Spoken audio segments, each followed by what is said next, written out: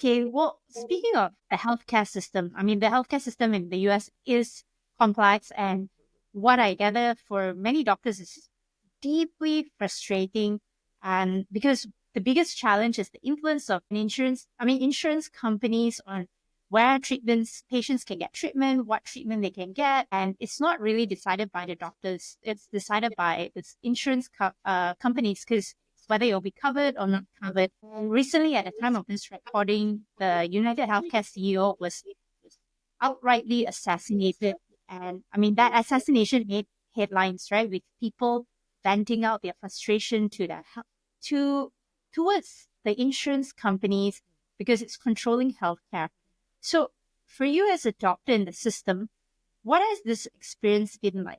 Okay, yeah, so that's a great question. The good thing is that the insurance companies, so so there are multiple levels at which they supply.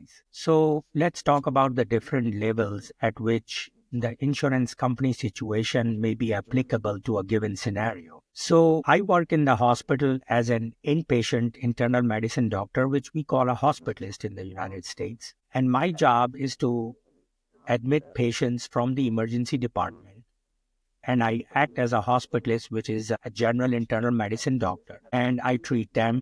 And if I need specialist opinion, then I bring specialists on the case like cardiologist, gastroenterologist, nephrologist, neurologist. And together we take care of the patient. And then when the patient is stable, the treatment has finished, then I discharge the patient home. So that's the inpatient situation. Now, what's the outpatient situation? The outpatient situation, again, is a kind of similar for internal medicine doctors. The patient walks into your office as an internal medicine doctor, and you go and evaluate the patient and talk about whatever is going on, what are the presenting complaints.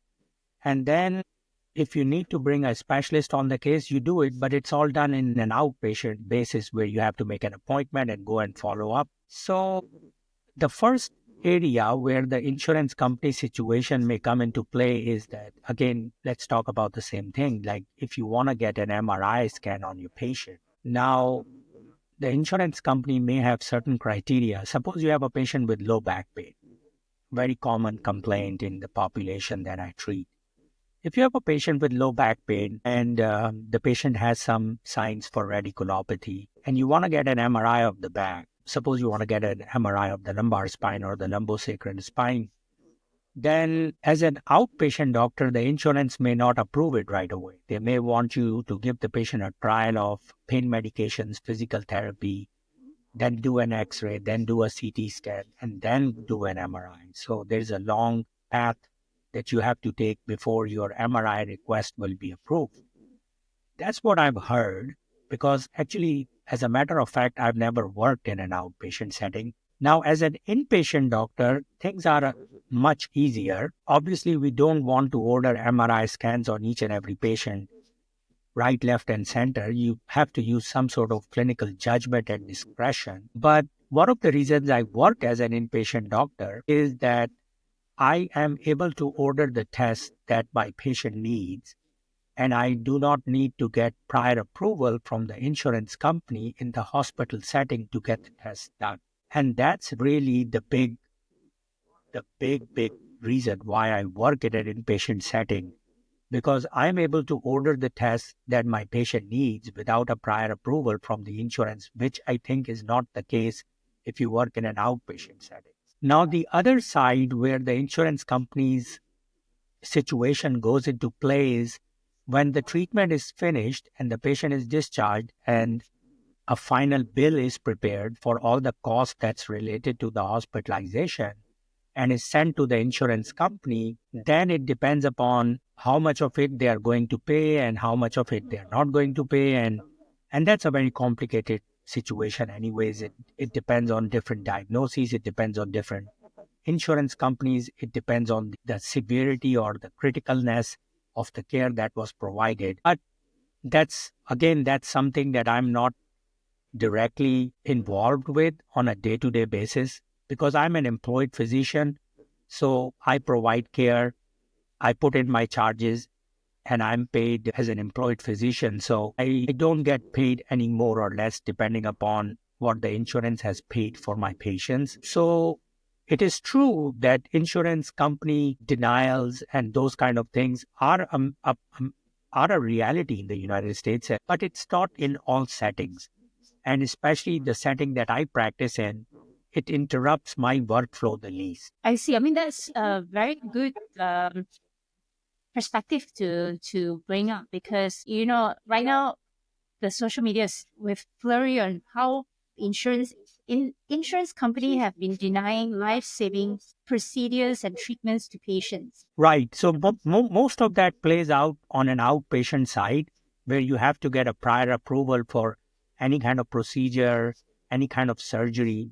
Like again, as physicians, we know that some things are emergent, right?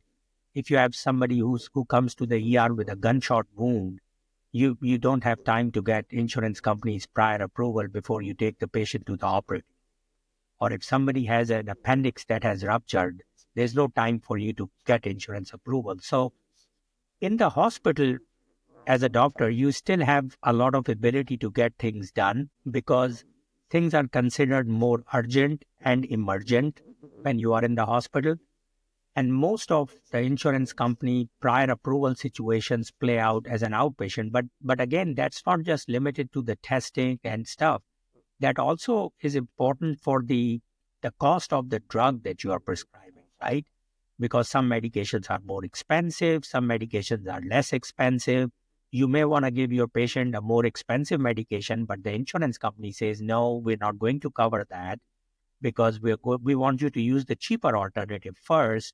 And if the patient fails that cheaper alternative, only then we will pay for the expensive medication. So there is a lot of nuances to this debate, and it does hamper the care that's being provided. But it's a constant challenge, and I think we all have to work through this. Now, it's very easy to cast blame on the insurance companies, but remember that whenever there is an argument between two sides, it's very, very unlikely that one side is 100% right and the other side is 0% right. There's always going to be some positive or negative arguments on both sides. So there are possibilities when there might have been doctors who have ordered excessive treatments or prescribed expensive medications when the same kind of disease could have been treated with less costly alternatives. So that also contributes to healthcare expenditure. So at a certain level, there has to be some sort of supervision about the tests that are being ordered by the doctors and some sort of justification. Somebody has to look after that too. And so it's a very delicate balance, but we have to look at both sides. But it's an ongoing conversation, and I think it's going to continue to go for a long period of time. Yeah, because from what you are telling me, it sounds like they have to balance between defensive medicine and also insurance, the treatment that you want to give to your patients.